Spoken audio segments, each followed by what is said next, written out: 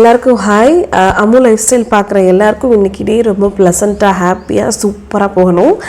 So இன்றைக்கி பார்த்திங்கன்னா ஒரு 3 முக்கியமான ரூல்ஸ் தான் நான் சொல்ல போகிறேன். மணி சேவ் பண்ணுறதுக்கு இந்த 3 விஷயம் மட்டும் நம்ம லைஃப்பில் சரியாக பண்ணிட்டோம்னா கண்டிப்பாக எல்லாராலையும் 10,000 சம்பளம் வாங்கினாலும் சரி உங்களால் சேவிங்ஸ் பண்ண முடியும். அதுவும் நல்லபடியான ஒரு சேவிங்ஸாக ஒரு ஹியூஜ் அமௌண்ட்டாகவே நம்மளால் பண்ண முடியும். ஸோ இந்த 3 ரூல்ஸை நீங்கள் தயவு செஞ்சு உங்கள் லைஃப்பில் அப்ளை பண்ணுங்கள். அதை பற்றி தான் நான் இன்றைக்கி சொல்ல போகிறேன்.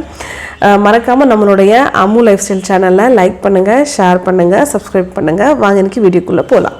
எப்பயுமே நம்ம சேலரி வாங்கினோன்னா இப்போ 20,000 வாங்குகிறோம், 50,000 வாங்குகிறோம், இல்லை 10,000 சேலரி வாங்கினாலும் வர்ற எல்லா பணமும் செலவாயிடுது. இல்லை ரெண்ட்டு கட்டணும், ஃபுட்டுக்கு, ட்ராவல்ஸுக்கு, எக்ஸ்பென்சஸ் இந்த மாதிரி எல்லாமே எனக்கு சரியாக போயிடுது. இது வரைக்கும் சேவிங்ஸ்ன்னு நான் ஒன்று பண்ணவே இல்லைன்னா அது கண்டிப்பாக பார்த்திங்கன்னா தப்பான ஒரு விஷயந்தான்.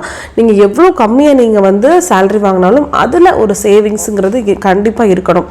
ஸோ இப்போ நான் சொல்ல போகிற இந்த 3 முக்கியமான ரூல்ஸை நீங்கள் ஃபாலோ பண்ணிங்கன்னா கண்டிப்பாக இதுக்கடுத்து உங்களால் நல்லாவே சேவ் பண்ண முடியும். ஏதாவது ஒரு தப்பு பண்ணியிருந்தீங்கனாலும் அதை நீங்கள் சரி பண்ணிக்க முடியும். சப்போஸ் இந்த 3 ரூல்ஸை நீங்கள் ஃபாலோ பண்ணலைன்னா நிச்சயமாக சொல்கிறேன், வருஷம் முழுக்க கடனுக்கு தான் நீங்கள் சம்பாதிச்சு கடனை தான் அடைச்சிட்ருக்கிற மாதிரி சுச்சுவேஷன் உங்கள் லைஃப்பில் இருக்குமே தவிர்த்து கண்டிப்பாக வசதியான சந்தோஷமான ஒரு லைஃப் வாழ்கிறதுங்கிறது கொஞ்சம் கஷ்டமாக தான் இருக்கும். வாங்க இன்றைக்கி இந்த 3 முக்கியமான ரூல்ஸ் என்ன அப்படிங்கிறத சொல்லிடுறேன். அது நான் ஃபாலோ பண்ணி எனக்கு சக்ஸஸ் ஆச்சு. அதை தான் நான் உங்களுக்கு இன்றைக்கி சொல்ல போகிறேன். ஸோ ஃபஸ்ட்டு நான் ஃபாலோ பண்ண விஷயம் என்னென்னா 50-30-20 அப்படிங்கிற இந்த ஒரு விஷயத்த தான் நான் ஃபாலோ பண்ணேன். என்னடா கணக்கெல்லாம் சொல்கிறேன் அப்படின்னு நினைக்காதீங்க. ஸோ இது பார்த்திங்கன்னா ஒரு பர்சன்டேஜ் மாதிரி தான். இது நிறைய பேர் இதுக்கு சேவிங்ஸ்க்காக புக்ஸ் எல்லாம் எழுதிருக்கிறாங்க.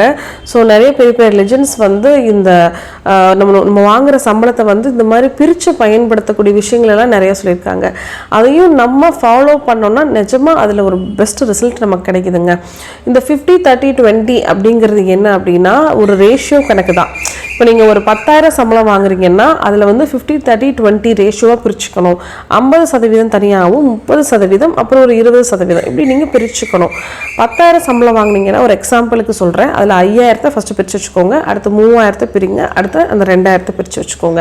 ஸோ இதில் பார்த்தீங்கன்னா அந்த 5,000 பிரிச்சிருக்கீங்கல்ல, ஸோ அந்த அமௌண்ட்டை தான் நீங்கள் வீட்டு வாடகையாக இருந்தால் கொடுத்துக்கலாம். இதே சொந்த வீடாக இருந்தால் ரொம்ப நல்லது, நமக்கு செலவு கிடையாது. வீட்டு வாடகை, சாப்பாடு செலவு, இந்த மாதிரி இருக்கிறதுக்கு வாழ்கிறதுக்கு தேவையான விஷயம் இருக்கிற இடமும் சாப்பிட்றதுக்கு சாப்பாடும் நீங்கள் கொடுத்துக்கலாம். அடுத்து ஒரு 30% பிரித்து வைங்கன்னு சொன்னேன் பார்த்தீங்களா.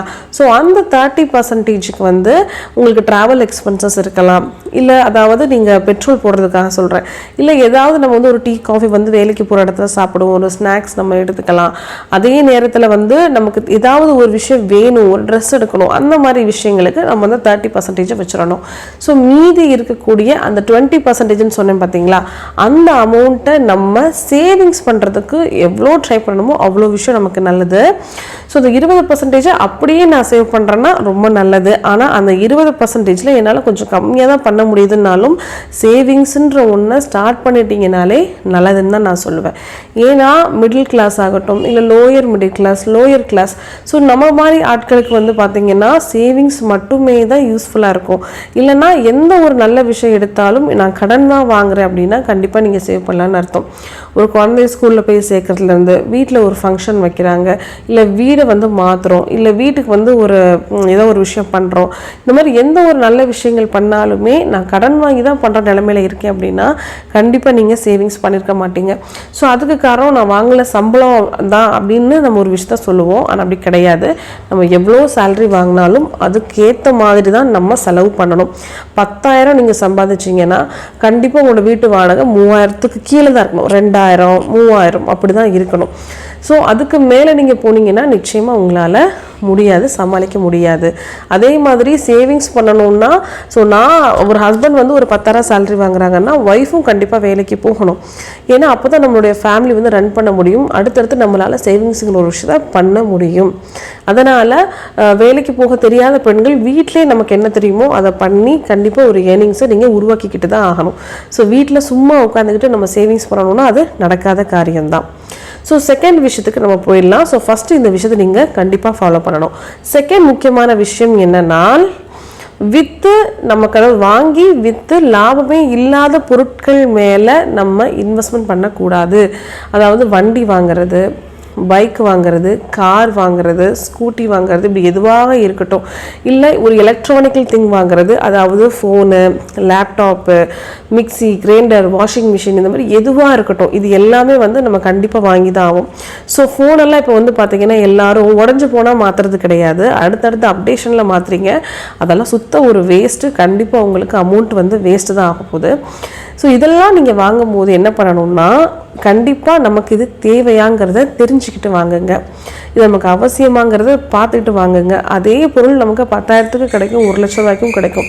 இப்போல்லாம் எல்லாரும் வந்து ஃப்ரிட்ஜ் வந்து பார்த்தீங்கன்னா 1 லட்ச ரூபாய்க்கு வாங்குறாங்க. நான் அடிக்கடி யோசிக்கிற விஷயம் தான், 1 லட்ச ரூபாய்க்கு ஃப்ரிட்ஜ் ஏன் வாங்கணும்? ஆக்சுவலாக நம்ம ஃப்ரிட்ஜில் வாங்கினா நமக்கு நல்லதாக கெட்டதான்னு கேட்டால், எனக்கு கேட்டால் ஃப்ரிட்ஜ் வாங்குறதுனால யூசேஜ் ரொம்ப கம்மின்னு தான் நான் சொல்லுவேன். அதில் பெருசாக எந்த நல்ல விஷயங்களும் கிடையாது.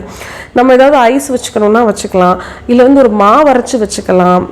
மற்றபடி வந்து பார்த்திங்கன்னா இப்போ இருக்கிற ஃப்ரிட்ஜை வந்து நீங்கள் எல்லார் வீட்டில் போய் திறந்து பார்த்தீங்கன்னா உள்ள சோறு குழம்புலேருந்து 4 நாள் வச்ச குழம்புலேருந்து எல்லாமே உள்ளே தான் இருக்குது. மசாலா ஐட்டம்ஸ் கூட இப்போல்லாம் உள்ளே வச்சிடுறாங்க. பேக்கெட்டில் வாங்குகிற மசாலா ஐட்டமுக்கு ஒரு எக்ஸ்பைரி டேட்னு ஒன்று இருக்குது. அதுலேருந்து எல்லாத்தையும் நம்ம உள்ளே தான் வைக்கிறோம். தேவையான விஷயங்களை உள்ளே வச்சு எடுத்து சாப்பிட்ணும். காய்கறிகளை அதிகமான நாள் ஃப்ரிட்ஜுக்குள்ளே வச்சிங்கன்னா அதில் இருக்கிற நல்லதே போயிடும். ஸோ இதெல்லாம் யாருக்கும் இன்றைக்கி வந்து தெரியறதில்லை. நம்ம எல்லாமே ஒரு ஈஸி கோயிங் ஆகிட்டோம். ஸோ இந்த மாதிரி விஷயத்த வாங்கினா ஹெல்த்துக்கும் மோசம், அதே மாதிரி நம்ம பணத்தை வேஸ்ட் பண்ணுறோம். ஸோ இந்த மாதிரி கேஜெட்ஸ் வாங்குறதுல தயவு செஞ்சு நீங்கள் அமௌண்ட் வந்து எவ்வளோக்கு குறைக்க முடியுமோ அவ்வளோக்கு குறைங்க. மோஸ்ட்லி அடுத்தடுத்து சேஞ்ச் ஆகணும், அப்டேட் ஆகணுங்கிறத விட்டுருங்க. நமக்கு தேவையான யூஸ்ஃபுல்லான விஷயத்த மட்டும் வாங்குங்க. ஏன்னா இந்த எல்லா பொருளையும் நீங்கள் வாங்கினீங்கன்னா விற்கும் போது உங்களுக்கு பாதி பணம் கூட கிடைக்காது. அதுதான் நிஜமாவே உண்மை. ஸோ வந்து தயவு செஞ்சு இந்த மாதிரி விஷயத்தில் இன்வெஸ்ட்மெண்ட் பண்ணாதீங்க. அதே மாதிரி இன்னொரு முக்கியமான விஷயம் என்னென்னா, 3வது முக்கியமான விஷயத்துக்கு போயிடலாம். ஸோ 3வது முக்கியமான விஷயம், எல்லாருமே லோன் போடுவீங்க, இஎம்ஐ பே பண்ணுவீங்க. ஸோ லோன் போடாமல் இருக்க முடியாது, நான் இல்லைன்னு சொல்லலை. அதே மாதிரி இஎம்ஐ பே பண்ணவும் நம்மளால் இருக்க முடியாது. ஸோ நிறைய பேர் கிரெடிட் கார்டு யூஸ் பண்ணுறீங்க. ஆனால் லோன் போடுறது தயவு செஞ்சு மோர் தென் 15 இயர்ஸுக்கு மேலே நீங்கள் லோன் போட்டிங்கன்னா அது ரொம்ப அதிகமான வட்டியை கொடுக்கும். ஸோ நிறைய பேர் இன்றைக்கி ஹவுசிங் லோன் போடுறது வந்து 20 இயர்ஸ் 25 இயர்ஸ்ன்னு போடுறீங்க.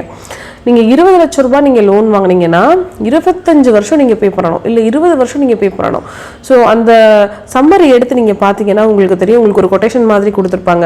ஒன்றும் இல்லை, நீங்களே கூட கால்குலேட் பண்ணலாம். இப்போ மாதம் வந்து நீங்கள் ஒரு 20 லட்ச ரூபா லோன் எடுத்துருக்கீங்கன்னா மாதம் ஒரு 25,000 30,000 கட்டுறீங்கன்னு வச்சுக்கோங்களேன். 30,000 இன்ட்டு நீங்கள் வந்து 25 வருஷத்துக்கும் நீங்கள் கால்குலேட் பண்ணி பாருங்கள். நீங்கள் வாங்கின அந்த 20 லட்ச ரூபாயை விட 35 லட்சத்துலேருந்து 38 40 லட்சம் நியர்பை வந்துடும். உங்களுடைய நீங்கள் கட்டின தொகைங்கிறது அவ்வளோ வந்துடும். அதே பணத்தை வந்து நீங்கள் கொஞ்சம் கம்மியாக வாங்கிக்கலாம். கொஞ்சம் நம்ம ஏர்ன் பண்ணி கொஞ்சம் கையில் வச்சுக்கிட்டு ஒரு 10 வருஷம் இல்லை ஒரு 15 வருஷம் லோன் போட்டிங்கன்னா, ஸோ அப்போ நீங்கள் அந்த வட்டியை நீங்கள் கால்குலேட் பண்ணிங்கன்னா அது ரொம்ப கம்மியாக தான் இருக்கும். ஸோ அதை நீங்கள் வந்து கொஞ்சம் குறைச்சிக்க ட்ரை பண்ணுங்கள். ஸோ மோஸ்ட்லி நான் அதான் சொல்லுவேன். இல்லை எனக்கு ஃபுல் பணம் கையில் இருந்தால் பிரச்சனையே இல்லை. ஆனால் ஒரு மிடில் கிளாஸோ இல்லை லோயர் மிடில் கிளாஸு நம்மள மாதிரி ஆட்களுக்கு வந்து கண்டிப்பாக லோன் போட்டு தான் ஒரு வீடு கட்டும், ஒரு வீடு வாங்குவோம். அதே மாதிரி வீடு கட்டும் போது அதில் அதிகமான பணத்தை போட்டு பிரம்மாண்டமாக கட்டணும் அந்த மாதிரி வந்து நினைக்காதீங்க. அதுக்கு பதிலாக நீங்கள் ஒரு 20 இயர்ஸுக்கோ ஒரு 15 to இல்லை 25 இயர்ஸுக்கு கூட மாதம் ஒரு 3,000 2,000 கட்டுற மாதிரி ஏதாவது ஒரு மியூச்சுவல் ஸ்கீமில் போட்டிங்கன்னா கண்டிப்பாக உங்களுக்கு ஒரு 50 லட்சத்துலேருந்து 1 கோடி வரைக்கும் கூட உங்களோட ரிட்டைர்மெண்ட் டைமில் ஒரு 30 வயசில் நீங்கள் ஒரு விஷயம் பண்ணுறீங்க அப்படின்னா ஒரு 55 வயசில் வந்து உங்களுக்கு ஒரு மோர் தென் 80 lakhs 1 crore அளவுக்கு உங்களுக்கு வந்து ஃபண்டு கிடைக்கும், அமௌண்ட் கிடைக்கும். ஸோ அந்த மாதிரி கொஞ்சம் யூட்டிலைஸ் பண்ணி பண்ணுங்கள். எல்லாத்தையுமே லோனை போட்டு இஎம்ஐ போட்டு 25 வருஷமும் நீங்கள் ரிட்டையர் ஆகிற வரைக்குமே நீங்கள் லோன் கட்டிக்கிட்டே இருந்தீங்கன்னா எதுவுமே பண்ண முடியாது. அதே மாதிரி இப்போ குழந்தைங்களோட படிப்புக்குமே நம்ம லேக்ஸ் கணக்கில் செலவு பண்ணுறோம். நான் என்ன சொல்கிறேன் வரேன்னா, ஒரு குழந்தைக்கு நிஜமாகவே நல்ல படிப்பு வருது, ஸோ ரொம்ப நல்ல டேலண்ட்டாக இருக்கிற குழந்தையா இருக்குன்னா நீங்கள் தாராளமாக ஸ்கூலில் சேர்க்கலாம். ஆனால் அப்போ கூட நம்மளால் அந்த ஸ்கூல் ஃபீஸை கட்ட முடியுமாங்கிறத பார்க்கணும். ஏன்னா வருஷம் ஸ்கூல் ஃபீஸ் லட்சக்கணக்கில் 1.5 லட்சம் 2 லட்சம் 1 லட்சம் ஸ்கூல் ஃபீஸ் கட்டுறதுக்கு நீங்கள் கடன் வாங்கினீங்கன்னு வச்சுக்கோங்களேன். ஸோ இந்த வருஷத்தில் 1 லட்ச ரூபாய் உங்களால் சேமிக்க முடியாமல் தான் நீங்கள் கடன் வாங்குறீங்க. அந்த கடன் வாங்குறத கூட நீங்கள் திருப்ப கட்டணும்னா என்ன பண்ணுறது? ஸோ திரும்பவும் கடன் ஆகும். அடுத்த வருஷம் திரும்பவும் குழந்தைக்கு ஃபீஸ் கட்டணும். ஸோ இதுவே உங்களுக்கு போயிட்டே இருக்கும். அப்போது நீங்கள் யோசிச்சு பாருங்கள், அந்த குழந்தை வந்து எல்கேஜி யூகேஜிலேருந்து ஒரு 12th ஸ்டாண்டர்ட் வரைக்கும் கிட்டத்தட்ட ஒரு 14 வருஷத்துலேருந்து ஒரு 12 வருஷம் நீங்கள் படிக்க வைக்கிறீங்கன்னா மோர் தென் ஒரு 15 lakhs to 20 lakhs நீங்கள் என்ன செலவு பண்ணுறீங்க, அந்த குழந்தைக்கு படிப்புக்கு செலவு பண்ணுறீங்க. ஸோ அதில் ஒரு 20 லட்ச ரூபா கட்டுறீங்க 12 வருஷத்துக்கு. இது ஒரு 10 லட்ச ரூபாய் நீங்கள் இந்த மாதிரி இந்த குழந்தைக்கு ஸ்டார்டிங் ஸ்டேஜ்லேயே சேவ் பண்ண ஆரம்பிச்சிங்கன்னா அந்த பொண்ணு 12th படித்து வெளியே வரும்போது ஒரு 17 வயசுக்கு அப்புறம் வெளியே வரும்போது அவளுக்குன்னு தனியாக ஒரு 30 லட்சம் 25 லட்சம் பணம் வந்து ரெடி பண்ண முடியும் உங்களால். இந்த மாதிரி ஸ்கீமில் போட்டிங்கன்னா சொல்ல வரேன், அந்த குழந்தை ஃபஸ்ட்லேருந்து கொஞ்சம் கொஞ்சம் ஸ்கீமில் போட்டிங்கன்னா அந்த மாதிரி உங்களால் சேவ் பண்ணி வச்சு அவளோட அடுத்த ஃப்யூச்சருக்கு உங்களால் பண்ண முடியும். மேரேஜுக்கு யூஸ் பண்ணிக்கலாம், இல்லை அடுத்து உங்கள் பொண்ணு நல்லா படிக்கணும்னு நினைப்பா இல்லையா, அந்த மாதிரி டிகிரிக்கும் நீங்கள் ஒரு அடுத்த நல்ல ஒரு ஜாப் ஆப்பர்ச்சுனிட்டிக்கும் ஹெல்ப் பண்ணிக்கலாம். ஸோ என்னை பொறுத்த வரைக்கும் ஸ்டடீஸுங்கிறது கவர்மெண்ட் ஸ்கூலில் படிக்கிற குழந்தைங்க ரொம்ப நல்லா படிக்கிறாங்க. அதுக்காக கவர்மெண்ட் ஸ்கூலில் படிக்க போடுங்கன்னு நான் இன்சிஸ்ட் பண்ணலை. நல்ல தரமான கல்வி, போதுமான கல்வி, ரொம்ப படிங்கன்னு டார்ச்சர் பண்ணணும்னு அவசியம் இல்லை குழந்தைங்கள. அவங்களுக்கும் கொஞ்சம் ஸ்பேஸ் கொடுங்க. ஏன்னா எனக்கு தெரிஞ்சு இந்த குழந்தைங்க வந்து அந்த 12th முடிச்சு வெளியே வர வரைக்கும் மட்டும்தான் ஒரு அமைதியான ஒரு லைஃப் வாழ்கிறாங்க. அப்புறம் காலேஜில் கூட அவங்களுக்கு அடுத்து வேலைக்கு போகணும், அது பண்ணணும், இது பண்ணணுன்ற சிந்தனைகள்லாம் வந்துடும். ஸோ அந்த காலகட்டத்தை ரொம்ப நெருக்கடி இல்லாமல் ஒரு நல்ல ஒரு ஜென்ரலான ஒரு ஸ்கூலில் போட்டு நம்மளால் பே பண்ண முடியுமா அதையும் நீங்கள் பார்த்துட்டிங்கன்னா படிக்கிற குழந்தை எங்கேனாலும் படிக்கும், ஸ்கோர் பண்ணும், மார்க் வாங்கிடும். அதுக்கு நம்ம ஊரில் இருக்கிற இந்த தமிழ் மீடியத்தில் படிக்கிற குழந்தைங்க பாருங்கள், அவங்க நல்லா டேலண்டடாக இருக்காங்க, நல்லா படிக்கிறாங்க, நல்லா மார்க் வாங்குறாங்க, நல்ல பொசிஷன்லையும் இருக்கிறாங்க. ஸோ அதனால் லேக்ஸ் கணக்கில் கட்டினா தான் உங்களுக்கு வந்து படிப்பு வரும் அப்படின்லாம் கிடையவே கிடையாது. கௌரவத்துக்காகவோ இல்லை வந்து அடுத்தவங்களை மாதிரி நம்ம இருக்கணுன்றதுக்காகவோ போலியான ஒரு வாழ்க்கை வாழ்ந்து பணத்தை நீங்கள் விட்டுறாதீங்க. ஸோ நான் சொல்லக்கூடிய இந்த 3 முக்கியமான விஷயங்கள் இதுதான். இதெல்லாம் போக ஃபஸ்ட்டு நீங்கள் என்ன பண்ணணும்னா இன்றைக்கே சேவிங்ஸ் பண்ண ஸ்டார்ட் பண்ணுங்கள். இல்லை ஒரு உண்டியல் எடுத்துக்கோங்க, மாதம் என்னால் 1000 ரூபா தான் சேர்த்து வைக்க முடியும்னா பண்ணுங்கள். அதை விட 1000 ரூபா வந்து ஒரு 10 வருஷம் நான் மாதம் கட்டுறேன்னா அதுக்கு எதாவது ஸ்கீம் பாருங்கள், பக்கத்தில் இருக்கக்கூடிய பேங்க்கில் போய் கேளுங்க, நல்ல ஸ்கீம் சொல்லுவாங்க, அதில் ஜாயின் பண்ணுங்கள். எப்போவுமே வீட்டில் வந்து என்ன கணக்கு வழக்கு பண்ணுறோம் அப்படிங்கிறத ஒரு நோட் போட்டு ஃபஸ்ட்டு எழுதுங்க. ஏன்னா எழுதுனா மட்டும்தான் தெரியும் எதில் நம்ம செலவை அதிகப்படுத்துகிறோம். குழந்தைங்களுக்கு ஸ்நாக்ஸ் வாங்கி கொடுக்குறோன்னா அதிலே டெய்லி 100 ரூபா போகுது, அப்போ அதை பாருங்கள். ஸோ இந்த மாதிரி நிறைய விஷயங்கள் இருக்குது இல்லையா. ஸோ என்ன தப்பு பண்ணுறோங்கிறது எழுதுனா மட்டும்தான் தெரியும். அப்போ தான் நீங்கள் அதை சரி பண்ணி அதுலேருந்து நீங்கள் குழந்தைங்களுக்காகவே சேவ் பண்ண முடியும். ஸோ இந்த வீடியோ வந்து உங்களுக்கு யூஸ்ஃபுல்லான வீடியோவாக இருக்கும்னு நான் நினைக்கிறேன். மறக்காமல் லைக் பண்ணுங்கள், ஷேர் பண்ணுங்கள், நம்மளோட அம்மு லைஃப் ஸ்டைலுக்கு வந்து சப்போர்ட் பண்ணுங்கள். ஸோ நாளைக்கு ஒரு நல்ல வீடியோவில் வந்து உங்களை மீட் பண்ணுறேன். பாய்.